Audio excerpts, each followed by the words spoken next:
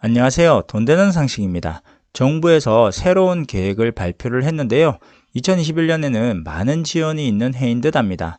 15년 동안 세 차례의 저출산 고령사회 기본계획 시행에도 불구하고 우리 사회의 초저출산 현상 및 급격한 노령화는 지속적으로 심화되고 있는 듯한데요. 한두 명 내외를 유지해오던 합계 출산율이 16년 이후 더욱 하락하여 19년도에는 0.92명으로 떨어지면서 출생아 수도 2019년 30.3만 명으로 급감하였는데요. 올해부터는 베이비붐 1세대인 1955년생이 노인 인구로 편입되고 25년 고령화율 20%, 고령자 1천만 명이 넘는 초고령 사회 진입이 예상됩니다. 이에 정부는 저출생 현상의 심화, 인구 규모의 감소 및 인구 구조의 변화 등 당면한 사회적 변화에 대응하여 새로운 비전 제시가 필요하다고 판단하였는데요. 4차 기본계획 중 중장기적 개편에 관한 것으로 사회적 협의가 필요한 과제에 대해 사무처를 중심으로 관련 부처 전문가 등의 논의를 진행하였습니다. 해당 내용에는 영유아 0세부터 65세 이상 노인까지 모든 세대를 아우르는 대책이 담겨 있는데요. 어떤 내용들이 있는지 자세히 말씀드리도록 하겠습니다. 시청하시면서 구독과 좋아요 꼭 부탁드릴게요. 구독과 좋아요는 영상 제작에 힘이 됩니다. 제4차 기본계획의 정책 체계도를 살펴보면 돌봄노동, 노인소득, 계속고용, 연령통합으로 나뉘어 있는데요.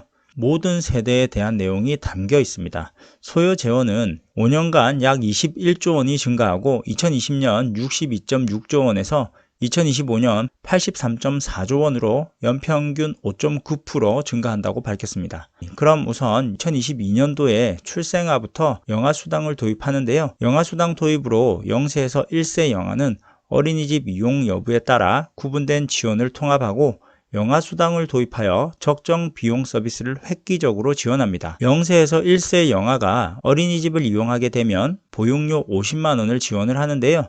어린이집 미이용 시 양육수당으로 0세는 20만 원, 1세는 15만 원을 지급합니다. 0세에서 1세 영아의 경우 어린이집 이용률이 낮은 상황과 영아 특성상 기간 이용이 어려운 현실을 고려하여 초기 영아의 보육 지원이 부족하다 판단하여 일괄 영아수당을 지급하기로 개선하였습니다. 또한 첫 만남 꾸러미인 기존 출산 바우처를 총 300만 원으로 확대 개편하는데요. 임신 시 100만 원, 출산 시 바우처로 200만 원을 신규 지급합니다. 건강보험 임신, 출산 의료비 바우처를 현재 60만 원에서 100만 원으로 인상하여 의료 서비스 비용으로 사용할 수 있도록 하고 다태아는 100만 원에서 140만 원으로 분만 치약지는 20만 원을 추가로 지급합니다. 학부모들 사이에서 인기가 높은 국공립 어린이집을 550개소 확충하고 국공립 유치원도 지속적으로 확충해 나갈 방침이며 2022년까지 온종일 돌봄을 확대합니다. 다음은 청년인데요. 청년 고용 지원 및 적합 일자리를 발굴하는데요. 청년 추가 고용 장려금을 지급하고 청년을 정규직으로 추가 고용한 5인 이상 중소기업에 인건비 1인당 3년 최대 연 900만 원을 지원합니다. 또한 청년 구직활동 지원을 하는데요. 미취업 청년에게 취업 프로그램 연계 및 취업 준비 비용을 지원하는 맞춤형 취업 지원을 확대하고 50만 원씩 6개월간 최대 300만 원을 지원합니다. 청년 가구의 주거 안정 기반 마련으로 청년의 주거 빈곤 사각지대 해소를 위해 중위소득 45% 이하의 주거급여 수급 가구를 20대 미혼 청년 중 취약, 구직 등을 목적으로 부모와 따로 거주하는 청년의 주거급여의 분리지급을 실시하며 임차지원과 청년 맞춤형 임대주택 24만 호를 공급합니다. 또한 청년의 안정적으로 삶을 설계하고 사회에 참여할 수 있는 기반 마련을 하기 위해서 청년내일 채움 공제, 청년저축계좌를 확대 시행하고 신용회복 및 부채 경감을 통해 금융애로 해소 및 학자금 대출 상환 부담을 완화하는 소득 지원을 할 계획입니다. 여성의 경우에는 경력 단절에 의한 손실 최소화를 위해서 조기 상담과 맞춤형 취업 지원을 제공하고요. 600억 원의 규모로 여성 전용 벤처 펀드를 조성합니다. 또 다자녀 가구 지원 대상을 순차적으로 2자녀로 확대해 나가는데 2025년까지 다자녀 3자녀 이상 가구 전용 임대주택 27,500호를 공급하고 3자녀 이상 가구의 셋째 이상 자녀부터 등록금 전액을 지원합니다. 다자녀 가구 주거 지원과 신혼부부, 아동 양육 가구 등의 주거 지원도 확대합니다. 부모 모두 3개월의 육아휴직은 만 0세 이하 자녀에 대해서 부모 모두 육아휴직 사용 시 부모에게 각각 3개월간 육아휴직 급여를 최대 300만 원씩 각각 지급합니다.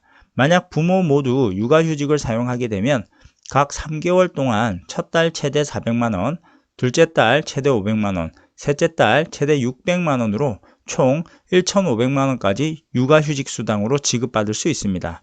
또한 신중년의 계속 고용을 지원하기 위해서 월 40만 원에서 80만 원의 적합직무 고용 장려금을 지원하고 퇴직 후 고용 창업의 기회 확산과 일자리 사회 서비스 일자리를 확충하고 노후에는 안정적 노후 소득 보장을 위한 제도적 기반을 강화합니다. 노인의 경우 노인 일자리 확대 등을 통한 지속적 소득 창출 여건을 마련을 하는데요.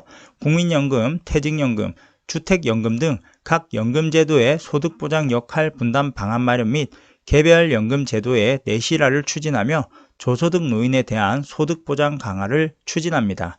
노인 가구 대상 기초생활보장제도 생계급여 부양의무자 기준을 폐지하고요. 저소득 노인 약 15만 가구 18만 명에 대해서 생계급여를 신규 지원하고 기존 생계급여 수급 노인 약 3만 가구에 생계급여를 추가 지원합니다. 기초연금 급여의 적정성 및 제도 합리화를 추진하는데요.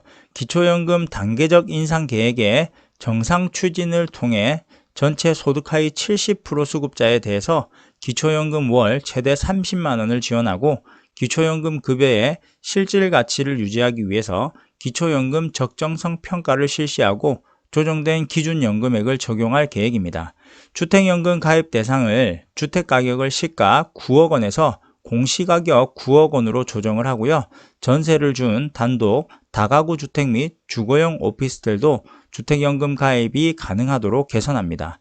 고령자의 중증질환 조기 발견 및 치료, 생활습관 개선을 위한 노인 건강검진을 강화하고 조기 건강생활 실천을 위한 건강 인센티브제 도입으로 연간 일정액의 포인트를 지급하고 의료기관 본인 부담금 등으로 활용하도록 할 계획입니다.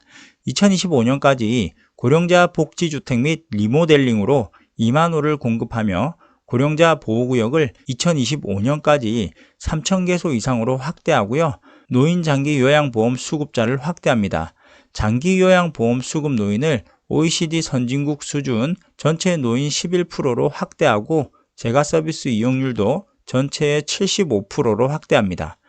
재가 중심 장기 요양 서비스도 확충을 하는데요.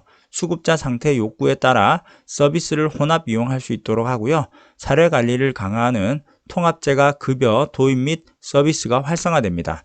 노인복지용구 급여 대상자, 지원 품목 등 복지용구 지원 확대, 공공이 운영하는 요양시설 지속 확충 등을 하고요.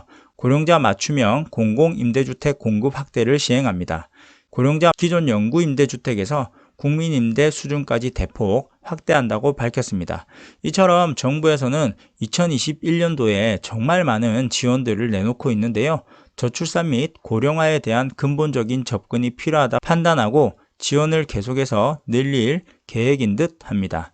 오늘 영상은 여기까지 할게요. 끝까지 시청해 주셔서 감사합니다. 좋은 하루 되세요.